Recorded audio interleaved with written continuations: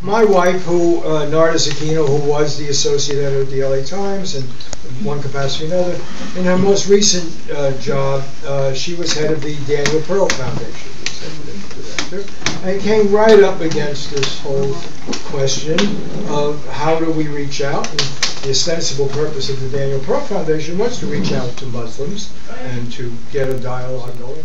But I got into this issue in a kind of odd way. I was an editor at Ramparts Magazine back in the 60s, and I was the first Jew in through the door. Now that's because my mother was Jewish, my father wasn't. But it was a Roman Catholic literary quarterly, Ramparts, inspired by Pope John, Pacham Terrace and Peace Initiative and so forth, and Cesar Chavez being Catholic, and beginnings of liberation theology. And so these were renegade Catholics that put out this publication, and they took on the Catholic Church, particularly on the war in Vietnam. Anyway, I won't go into the whole thing. And it was a very interesting experience. And one day I was sitting at my desk, and the Six-Day War was on. And I really had not thought that much about Israel and Palestine and so forth. Amazingly enough, kid from the Bronx, but I really hadn't. And a guy called Michael Ansara, who was the head of Harvard SDS, and he was also half Jewish, and he was half Lebanese, I think Christian, I'm not sure. And Michael Ansara's father had worked for the Arab League, and so he said, my father can get you into Egypt. I said, that's great, the war is on, but he said, yes, but he can get you in and you should go. And so I said, fine, being a journalist, and went to Cairo at the tail end of the Six-Day War, and was immediately held prisoner at the airport with this guy who was supposed to be so well connected, Michael Ansara's father. And the problem was he was well connected. He knew the colonels who had, along with Nasser, who had him in power. But the message was, as much of the Mideast had been misinterpreted by the people at the airport, and the colonel that he knew, who was the Minister of Justice, had said, take special care of these people, by which they thought keep a gun at their head for the next 12 hours. And until another messenger came and said, no, special care means you give them tea and a limousine. So I then spent some time in Egypt, and then I went to Israel, and this is now at the end of the Six-Day War. And the thing that hit me, and this goes a lot to Max Blumenthal's book, and by the way, for Democrats, one of the interesting things about Max Blumenthal is Sidney Blumenthal is his father, and I must say, whatever else one thinks of Sidney, I've known Sidney a long time and I actually like him, but the way that he and his wife have stood behind Max is really quite marvelous, and not convenient to somebody of that political prominence. But anyway, what I learned was that in Egypt, and I don't want to give too long-winded approach, but it destroyed the David-Goliath thing for me.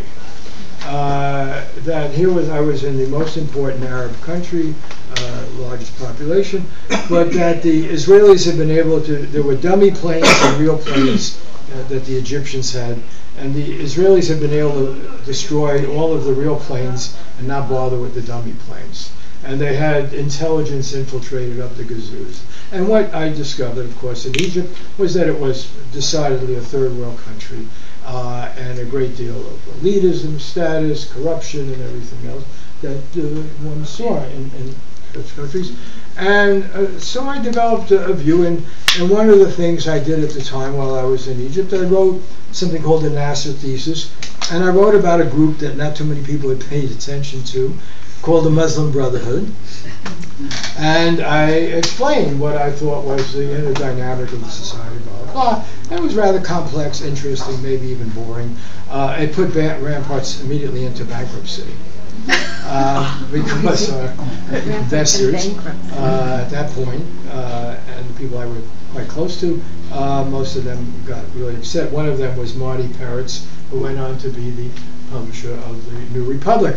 So it was my introduction to how much of a third rail issue this is. And I went over at that time also over to Israel. And I had met Nasser and met people and so forth. And I went to see a guy who was the mayor of Nazareth. I saw many people. I stayed at a left-wing kibbutz, and I felt very comfortable there. The left was quite strong in Israel at that time, including in the Labor Party, and I felt very much at home. And I interviewed Diane, I interviewed Alon, I interviewed a lot of these people, and they all assured me that if I came back in 5 years, this would be paradise. That all of these people, and this was true, the people who were living in the West Bank had been oppressed by Arab governments. There's no question about it. And Gaza, life was quite bad and under the Egyptians. And they were discriminated against, and not much was done. And in the West Bank, Jordanians had not been good leaders, occupiers. And from my mind, the Palestinians were the Jews of the Mideast. They were excluded from certain professions. They were forced into professions that caused them to be controversial. They were a more secular part of the population. That is no longer as true. They were people who had lived largely in the diaspora and could tell you all their relatives in different places in the United States, including the Bronx. And when you go back, see so-and-so and so-and-so, and had the markings that I associated with my mother's family. My mother had come from the pogroms in Russia. Two of her sisters had been killed. She had a stormy life. And so I found myself in this very odd position of identifying with Palestinians as an occupied people, stateless, living largely in the diaspora, and having to leave to get proper education and so forth. But what I found reassuring, and then ultimately, and I'll end with this, most disappointing, was that the Labor Party leaders, who I met then, said things that were very reassuring to me, including Diane, who knew Arabic, made a big show of being trying to understand local culture and so forth, and these people were, I felt, very close to politically. We spoke a common language, very similar views about the world, very similar views about Judaism, basically secular Jews, not at all given to religious fanaticism. And the basic underlying notion was something that I have to say has been betrayed now for half a century, which is that you have to heed the advice of that great Jew, Jesus Christ, in the Good Samaritan in Luke, and you will be judged by how you treat the other. That, after all, is the point of the exercise, and the Good Samaritan. And so I felt quite reassured that Israel would find its way, and that this would be a model occupation, because these people assured me that no, you want to increase the standard of education, and you can't have an occupied people. And I'll end on this. The key point was that the Zionist experiment was supposed to be one of normalcy.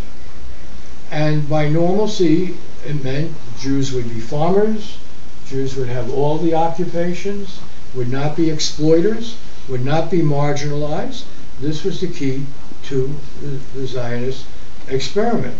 They would not be hiring exploited labor, they would not be occupying other people, and so forth.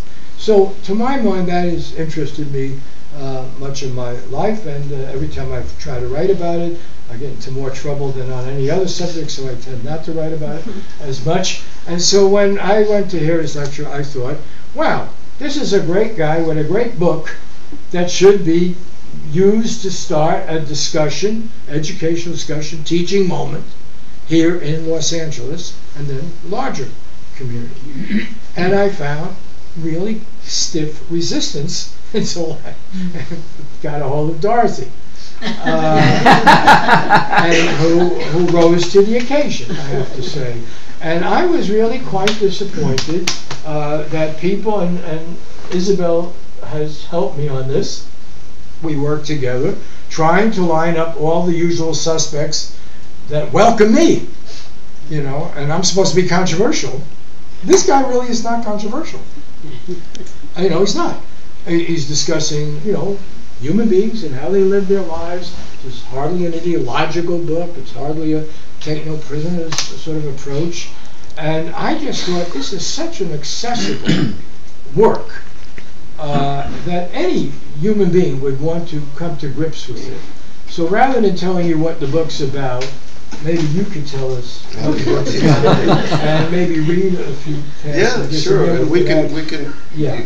You know, you should interject and ask. Yeah, I should mention, by the way, Sandy's very famous as a radio journalist, among other things, and NPR, and different shows and so forth. I didn't go through his. I don't know if you printed anything about his background, but he has a long history as a journalist. Very established. Was at the journalism school at UC Berkeley, and before coming to SC, and highly regarded in the field. And you can bring up your own example. You trace is the difficulty of a symphony or musical group of Palestinians performing. Right. And it's interesting. I just was reading something, I think it was the New York Times, early this morning or yesterday, about somebody living in a town in the West Bank but has never seen the water, even though it's quite close by, but they don't have permission. So for 40 years they haven't seen the water. Yeah. And so one of your scenes about the wall and getting through security and what it means to be a musician trying to travel and play music, I thought you conveyed something that, look, let me cut to the chase here, okay? Yeah. I was raised, at least on my mother belonged to something called the Jewish Socialist Bund, and had to leave Russia when Lenin denounced her group, and so she was, I would say, one of the first Jewish dissidents to leave. And I was raised with a really heroic view of Jews, not in the Leon Uris view, but of people who had overcome being victims to develop a more universal sense of human rights that applies to everyone, okay? So you become the chosen people because you're espousing a set of values that apply to everyone. To my mind, this is the most shameful of experiences, and I am amazed that with relatively few exceptions, you mentioned Oslo, and we have Stanley and Betty Scheinbaum nearby who were deeply involved in Oslo, but with very rare exceptions, people want to look the other way. And when I was reading in your book, I felt, wait a minute, this book, if anybody will bother to read it, makes it difficult to look the other way. Well, thank you. Because we're not talking about people putting bombs somewhere, and we're not even talking about people demonstrating. We're talking about people trying to do something of universal recognition, play music. Yeah. So maybe you should convey what the book is really about. Well, I could read, I mean, there's two things I could read, and both speak to that. I wanted to be able to convey the sense of the extraordinary steps that people go to just to play music, and but not as a matter. I mean, Ramzi himself, if we were here, would say, you know, it's kind of an oversimplification to say, you know, how nice that he put down a stone and picked up an instrument. He would not say, you know, I've gone from violence to peace. He would say, I have a different form of resisting the occupation. I'm doing it with my music. And you talk to the kids, and they say the same thing. And so I will read a section that I have my friends Alan Wiseman and Becky Kravitz, who are one. Alan is actually very well-known writer, and his wife used to be one of the mask makers for the LA Opera. They live back in Massachusetts now. She's a sculptor, and they suggested, well, think about putting this together as a kind of in a musical structure. So instead of, and I took that to heart, and so instead of sections, there's movements in the book, and I have a prelude and interludes and a postlude, and those prelude, interlude, and postludes tell a kind of parallel story to what the book tells, and nobody is identified in the prelude, but if you read the book thoroughly, you can kind of guess who these people are by the end of the book. But so I'll read this because I think it kind of encompasses some of what you've been asking. So prelude, Over the Wall to Play Beethoven. Kalandia military checkpoint between Ramallah and Jerusalem, summer 2013. 5 young men stare through the windows of their bus, stalled at a military checkpoint known as Kalandia. Outside, an exhaust-choked border crossing divides Jerusalem from the West Bank city of Ramallah. Behind it stands a massive gray wall, seemingly impenetrable, except by special permission. The men look out as drivers jockey for position, funneling into a single line before submitting for inspection. Vendors, mostly children, weave through the knots of vehicles amid the plastic litter and chunks of broken concrete, selling kebab, tissue packets, pillows, bottles of water, and verses from the Quran. Soldiers enter the bus, M16s on their shoulders. A young woman inspects documents. She orders 20 people off the bus, including the 5 young men. They will not be allowed to cross the checkpoint in relative dignity, unlike the foreigners who remain on the air-conditioned coach. Instead, they walk through the heat into a trash-strewn terminal and pass down a long, narrow corridor framed by silver bars. It looks like a cattle chute on a Western American ranch. At the end, the men push through 2 8-foot-high turnstiles known as Iron Maidens.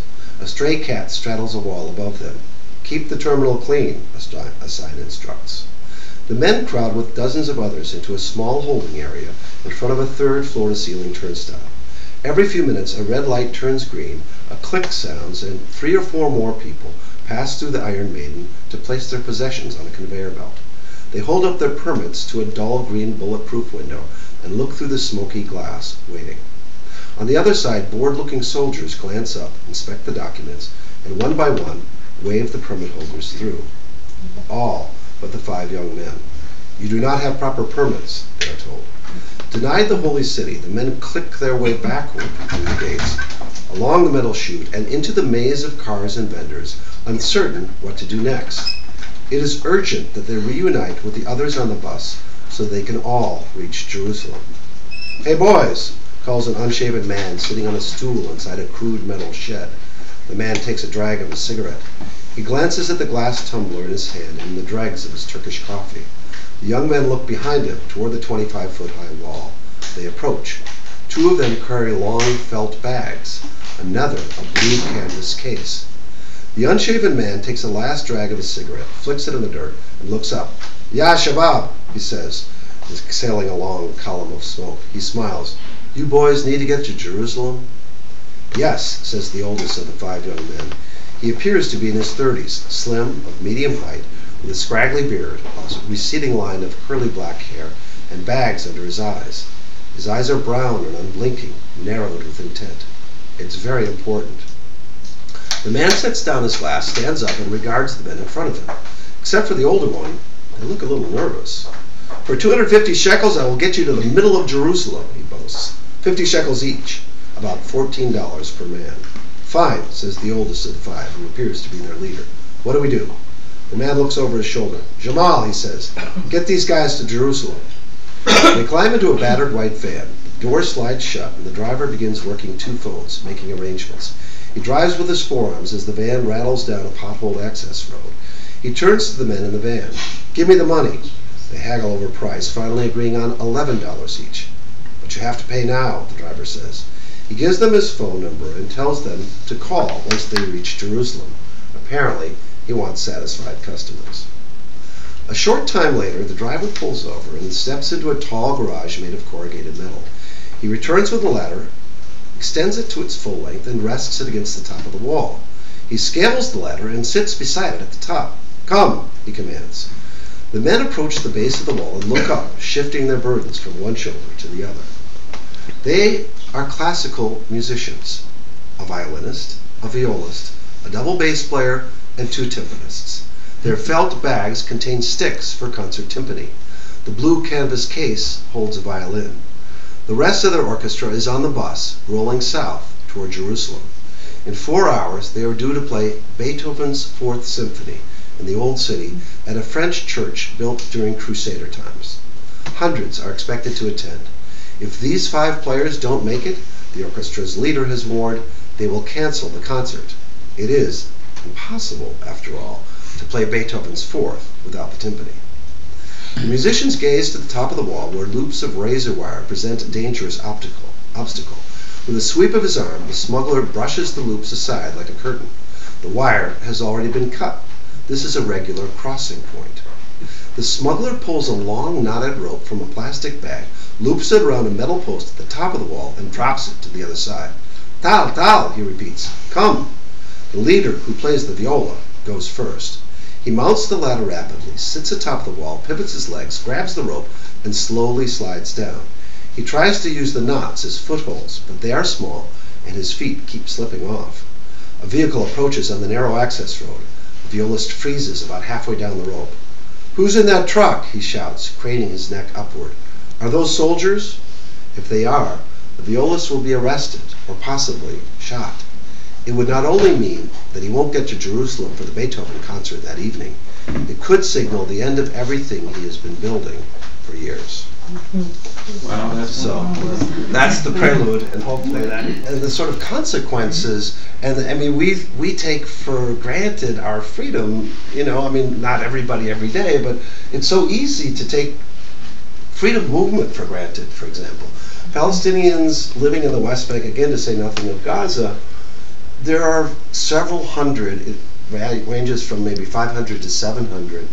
Checkpoints, roadblocks, rammed earth barriers, other obstacles in a land, the West Bank, that is smaller than the state of Delaware, which is our second smallest state.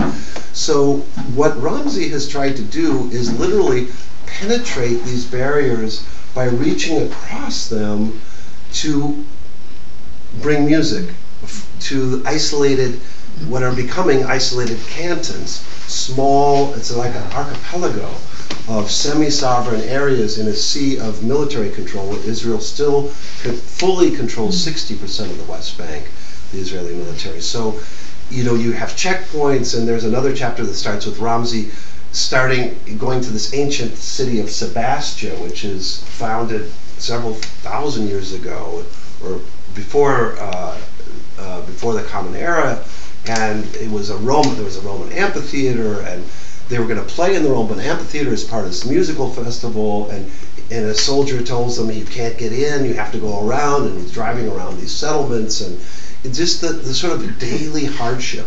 There's another passage I'll try to read later that describes this in terms of how the kids are facing this. So that's sort of what I wanted to try to do, but also not simply show the hardships and show the obstacles, but show how music can enter you, and in terms of these children, really has a capacity, and I did some research on this, it has a capacity in war zones to protect children.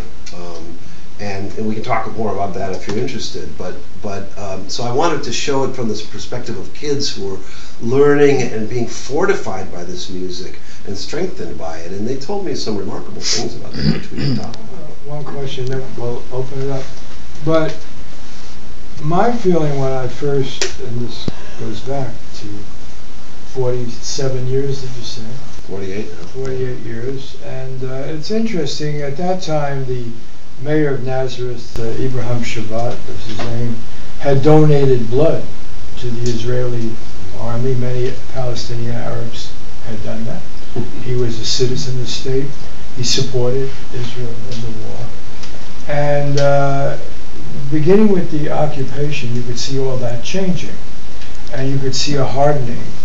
And what struck me at that time was I felt these were kindred spirits. After all, the DNA studies that have been done find actually more of the original DNA of Jews among Palestinians than they do in the diaspora, which makes perfect sense. And when you think of that common experience of having been victims and having been occupied, and the diaspora, there are a lot of characteristics, and my own feeling sometimes I couldn't even figure out whether I was with Jews or was with non-Jewish Palestinians or what have you. Well, one of the great casualties is the hardening of people, both occupier and occupied. I wonder if you could just talk a little bit about that. But that seems to me, the whole rationalization always is, no, we're good people. We're democratic people. We're second. We're this. We're that. We would never become that way. But the fact is, people do become what they become. And I just wonder whether you could discuss that. And I just wonder the contradiction. Amazingly enough, I can't speak for this crowd, but amazingly enough, among the people who speak out on behalf of Palestinian rights, also contain a disproportionate number of groups. Well, Jewish Voice for Peace is one of the most important groups and rising in membership, popularity. I mean, you don't have to be Jewish to join it, but it's a hugely important player in the emerging discussion about what to do. So that's absolutely right. And I know that even at our university, Larry Gross. Well, not just Larry Gross, who was my department here in the Netherlands, was the assistant dean, actually lived in Israel for, I think, 7 years, was fluent in Hebrew and so forth, and yet has, I think, probably the most supportive position. But he's not alone. Jeff Cowan, who was head of Voice of America, was also, I think. So, I mean, have you noticed that in the reaction to the book? I mean, the event I went to, I think, there certainly was a majority of the faculty there was Jewish. Really? I didn't. Well, I mean, I just did my own little eyeballing, and I thought, this is sort of, I didn't do any kind of test, but I looked around the room, and I thought, well, there's Saltzman, and there's, I just looked around, and I thought, this is kind of an anomaly in a way, and yet it doesn't translate into the larger community. It seems to be a wall or something. I just wonder about the reaction to your book. Okay, well, there's two things. One is sort of the hardening on the ground, and then there's the reaction. I mean, we touched on this a little bit. I think this book is harder.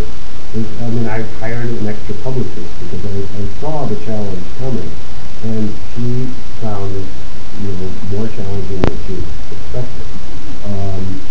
And I don't know what people are thinking because they haven't told me.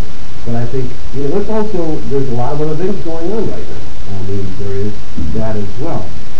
I can't ascribe the motives of people who have made decisions. I mean, NPR did a really nice piece recently. So, and I've written a lot for the Daily Beast, for Tuesday, for Tolan, and I'm getting published. So, whether, and also the lemon tree took a long time to catch, and now it's in book clubs and in university curricula and peace groups to read it. So it took some while to get traction. So I'm not too discouraged right now. But to get to your other question, I think the hardening. I mean, there were a lot of Palestinians who were very, very skeptical about Oslo from the very beginning. One of them was Edward Said, who, with Daniel Barenboim, founded the West Eastern Divan Orchestra, which is their friendship, their extraordinary friendship, is a big part of this book because Ramzi ended up playing in the Divan for several years, and his decision to come into the Divan and then to leave, it sort of tragically parallels the rise and fall of Oslo as a model, which is now basically no longer in favor, and it's not good. It's so. I think the hardening has come, and the emergence of the BDS movement has come as people have seen that there isn't a two-state solution coming. For a long time, Israeli leaders said, "Well, we have no partner for peace." It's become more evident as the U.S. unusually blamed Netanyahu for the collapse of the peace talks in 2014, that they didn't put it this way, but I think what's clear is that that successive Israeli governments, not only Netanyahu and not only Sharon, have adopted a policy of incentivizing Israelis of modest means or other means to colonize the West Bank. At the beginning of Oslo, there were 109,000 Israeli settlers in the West Bank. Now that figure has reached, I believe, 380,000, right? And now you're talking about 18, I just counted them the other day when I was writing a piece, for you, I think. 17 or 18 Israeli Jewish settlements in East Jerusalem, surrounding East Jerusalem, which basically, except for one little piece of land known as E1, has essentially cut off East Jerusalem, which is, of course, the hoped-for, dreamed-of capital of a Palestinian independent state, from the rest of the West Bank. So how can you have what all the negotiations have been built around, viable and contiguous? So I talked to some Israeli planners who, want to see this continue. They say, "Oh, well, we're building bridges and tunnels. It's fine." But I mean, that's not really the reality. I mean, you could say technically that it's viable and contiguous. So I think what's hardened is that, there was a majority of Palestinians living in the West Bank who you wouldn't ever get a Palestinian to say, yes, we give up we don't want to go back to our villages from which we were expelled or which we fled, or the cities. We agree that we shouldn't be able to. I mean, because that's, after all, their ancestors' homes, their grandparents' home. But the majority said, yes, we're willing to sacrifice this if we get a state, a real viable state, on 22% of historic Palestine. That's the West Bank and Gaza is 78%. It was like the partition, and there's maps at the beginning of the book to show this, but the partition plan of 47 was 55% for Israel, 44 or something, and then for an Arab state, and then like 1 or 1.5 was international protectorate in Jerusalem. So the failure of this, so then Arafat and the Palestinian Authority that followed the PLO, or that sort of became the government and without a lot of sovereignty, they felt like, oh, we've made this huge compromise for 22% of the land. And then continued colonization, that has hardened people. And I think it's hardened Palestinians, for sure, that have become increasingly skeptical. I've been going there for 20 years now. I've probably been there 15 times or more. I've lost count. But and I think that what's really interesting also is the U.S. government has not been willing to apply any financial pressure on the settlement project since George H.W. Bush was president. It was 1992, a year before the Oslo Accords were signed, was the last time an American administration said, and this was James Baker talking to Yitzhak Shamir, saying, if you don't stop building settlements, we're going to suspend $10 billion in loan guarantees. And he's famously said to journalists, Mr. Shamir has my number. He can call, it's up to him. And I think the landscape has changed so much in terms of domestic politics. The Israel lobby, which includes a lot of Christian Zionists as well. It's a misnomer and very misleading to say the Jewish lobby, because obviously, as you pointed out, American Jews have many different positions. Jewish Voice for Peace and AIPAC are very, very far apart, obviously.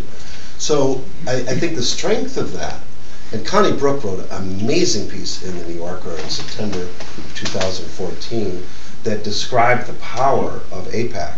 And I think that the failure of the Americans to, they continue following this model, except that they haven't stopped the settlements. And now, when you drive across the West Bank, as I've been doing for 20 years, I used to play this game where I would either hold my breath or try to count to a minute without seeing some evidence of settlements, of military jeep patrols, of surveillance towers, signs saying "Do not enter. This is a closed area." If I could go 1 minute, and I stopped playing that little game with myself about a year or two ago because it's. I mean, yes, you can find that. So anyway, I've been. Playing for Rasha became a necessity, and with it came the ability to face difficulties that had only recently been overwhelming. When she became angry or anxious, she would play. Her tensions would empty into her instrument and dissolve. It was as if by holding her flute, she no longer had anything to fear. All her troubles suddenly seemed manageable. When she played, her entire focus was on her flute, and on the world she and her instrument made. I felt like I was in a forest, all by myself, in a little cottage, with no people, no noise, nothing, she recounted. Mountains, sea, something pure blue, not like the Dead Sea. It was an escape to another world, a better world. I owned that world. For Rasha, even the military occupation seemed diminished. The conditions that we live under in the occupation affect our personalities. For instance, every time we turn on the TV, we see disturbing images. We hear news from Gaza, West Bank, Ramallah, Hebron. This changed. We started listening to Fairuz, Kulthum, who, as some of you may know, the two of the most famous musicians or singers in the Arab world. Kulthum passed away a long time ago, but you still hear her music blaring from taxis and refugee camp stereos. And she says everything changed, everything. So I'm just going to then go to this last short excerpt of Rasha's little sister Allah and Rasha. One evening, riding home from a concert in Bethlehem, Allah, Rasha, and a few of their fellow musicians suddenly came upon a military barrier erected hastily in the road. Halt, commanded a sign in Arabic and Hebrew. Just beyond, an olive-clad soldier was checking documents. Flying checkpoint, Rasha said. These were temporary barriers the military erected on the fly for the stated purpose of catching suspected militants and those without proper documents who might try to evade the fixed checkpoints, also known as random or surprise checkpoints. They were so ubiquitous that Allah and Rasha were never surprised to encounter them. It's normal, Allah said, getting back to this sort of normality, this normalcy of the occupation as children experience it. More than any single reality in Palestine, checkpoints defined life under occupation. By 2008, the number of flying checkpoints had reached 90 per week, part of the 630 closure obstacles Israel had erected across the West Bank, a territory smaller than the state of Delaware. 3/4 of the main roads leading into the West Bank's biggest cities and towns were now blocked or controlled by the checkpoints. Encounters at checkpoints could be deadly, but mostly for Allah and Rasha they were humiliating, dehumanizing reminders of who had control. At the flying checkpoint, the van carrying Allah and Rasha slowed and came to a stop. The sisters gazed at the sign. Behind the soldier, a military Humvee blocked the road. The soldier beckoned the van forward. He opened the sliding door. "What's that?" asked Allah. The soldier asked Allah, pointing to a soft blue instrument case. "This is a violin," replied Allah, now 10 years old. The soldier told her to step out of the van. "Do you know how to play?" "Yes." "Play," instructed the soldier. "Don't play for him!" Rasha yelled in Arabic. "Play," repeated the soldier. Allah frowned, looking into the van uncertainly. Muntasir, the clarinet player, said softly, "It's okay. Play, Habibti. Play, my dear." Ramzi's main purpose for founding Al-Kamanjati, he had said many times, was to protect the children from the soldiers. The statement often sounded like a slogan or a soundbite, but Allah, Rasha, and other children of Al-Kamanjati had begun to wear their music as a kind of armor, and now at the flying checkpoint, Allah calmly removed her violin, placed it under her chin, stood erect, and began to play. This is Allah.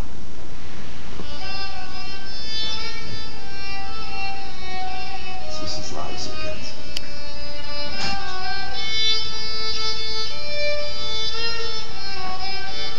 She had chosen El Halwadi, or The Beautiful Girl, a song by Syed Darwish, made famous by Fairuz.